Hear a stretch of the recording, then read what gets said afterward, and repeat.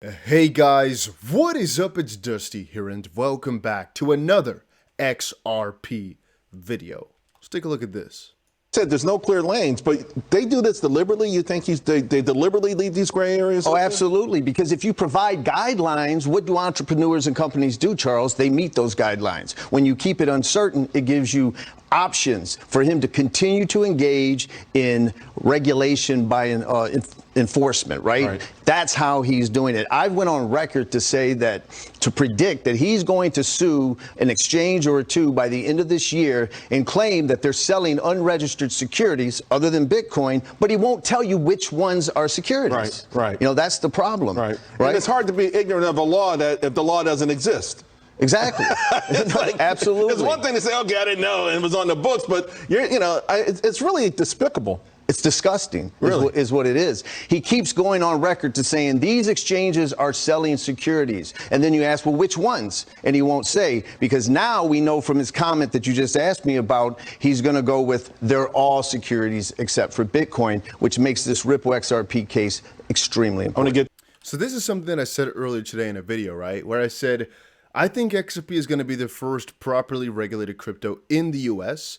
But it's going to set some sort of stamp on the map for crypto in the US. What I mean with that is we've seen a lot of these allegations by now that, oh, this crypto is bad. No, this crypto might be a scam. And then from the SEC side, every crypto might be in trouble or every exchange might be in trouble. But whenever you're asking questions, they're saying, well, address us, come to us, ask questions, but we're not going to answer them. Or regardless of what you've asked us, we're going to just refer back to these Hathaway tests, which don't make a lot of sense, so you just figure it out on your own. Or they say they've not yet made a determination, like they did with XRP at the end of 2020, 2 months or so before they actually decided to sue him. I should make one thing very, very clear.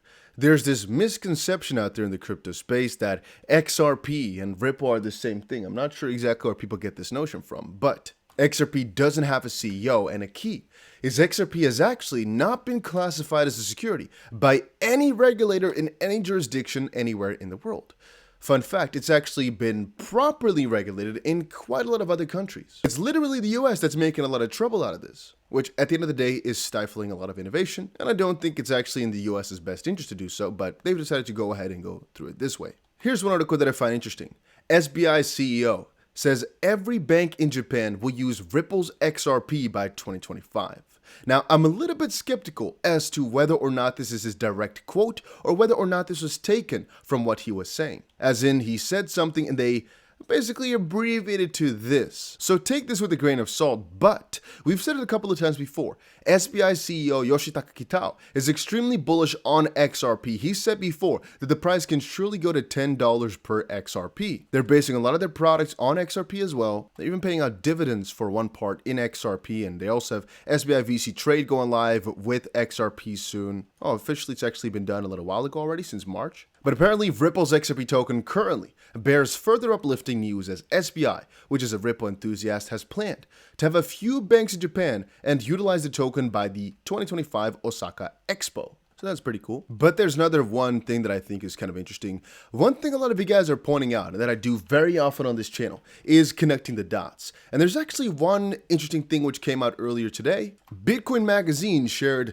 just in 53 million Brazilians can now buy Bitcoin through digital bank Nubank, which I know is partnered up with Warren Buffett, right? You can see here, over 53 million Brazilian customers can now buy Bitcoin through the country's largest digital bank, Warren Buffett backed Nubank.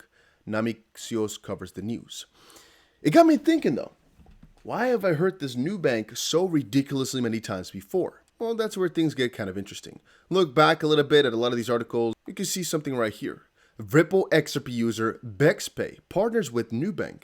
In a recent development, one of Ripple's XRP leading clients, BexPay, announced that it will be partnering with Nubank to process payments for the latter's 54 customers, and drive a surge in the number of people who can access international products and services. The move is likely to further democratize cross-border transactions.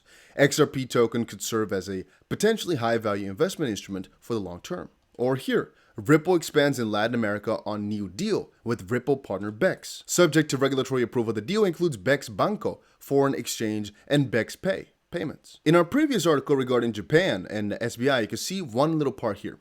He affirmed, the CEO, that the real demand for assets under use in cross-border remittances and settlement is already underway and will continue to burgeon, pointing to Santander's use of Ripple's blockchain-powered X-Current and RippleNet platforms for international payments as an exemplary high-profile case. Again, remember that Santander is also one of Ripple's partners. If we look at May 11th from Wrath of Kahneman, he shared news and speculation. eBury has acquired Ripple partner Bex to broaden their international transfer solution for SMEs and support online. It will be integrated into eBury, but eBury was recently controlled by Ripple partner Santander. Brazil-backed Bex Banco, which processes cross-border e-commerce payments for millions of customers, joined RippleNet in 2017 to connect with members banks in North America, Europe, and Asia. And eBury is also backed by Ripple partner Banco Santander, which teamed up with Ripple to address customer feedback around the international payments process. And again, this news we covered before. Warren Buffett's conglomerate Berkshire Hathaway has invested $500 million in Brazilian digital bank Nubank,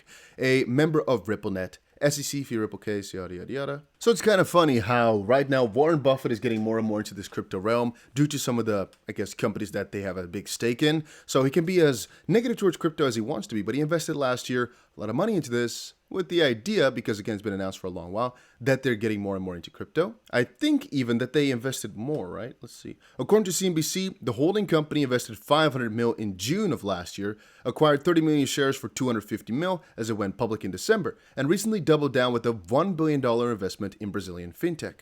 With all the connections, however, even though it's right now Bitcoin, it doesn't seem like it's going to take long for them to also start accepting XRP because of the connections that they have, if they're not doing so yet already. But again, mind you, this is a huge bank that Ripple is connected with, and right now they're also adopting more and more of this Bitcoin stuff, which ultimately means they're really, really progressive towards crypto as a whole. And I'm always excited whenever I read that, because I know the implications of it. I know they're going to expand like crazy, and I know that Ripple has a very good chunk. They got their foot inside of all of this. Before we end it off, I want to get you guys one more little message here out to every crypto holder out there. I buy crypto every single day. I think a lot of you guys also are with me on that one, but I wanted to make it clear.